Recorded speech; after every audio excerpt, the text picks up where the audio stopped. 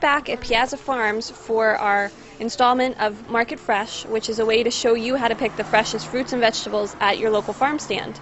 Now Sam Piazza is going to walk us through cabbage, which I know is one of those things that always confuses people. So what do you look for when you're picking out cabbage? Well, first thing you want to look for is a good solid head, one that doesn't have give to it. It doesn't want to collapse like a lettuce head would, because then you know it's mature. And when you cut it up, it's going to shred the way you want it for making either coleslaw or even for peeling the leaves off for pigs in a blanket. The rest of that is kind of up to you. If you want something large, if you're doing a big recipe, then you're going to pick up a larger head. I mean, they would range anywhere from 4 pound to maybe 7 or 8 pound. That's depending on how much you need.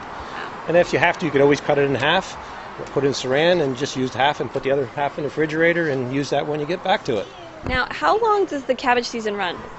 Well, cabbage season, we've started about the 15th of July we started cutting, and that'll go all the way up till Halloween. We'll have cabbage. Wow. Yes. And since you have so much cabbage here, what do you do with it? Well, we cut fresh, whatever we need each day.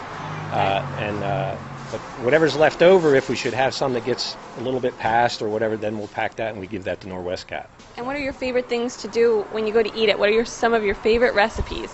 Well, I love coleslaw, and also my wife makes what's called easy pigs, so you don't have to wrap them. You just kind of shred the cabbage and put the meat in there and put it in a casserole dish.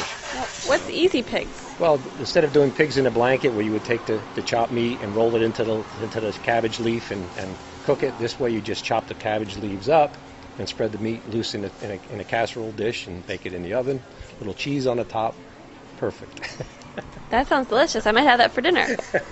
Well, thank you so much. We'll come back next week for another edition of Market Fresh.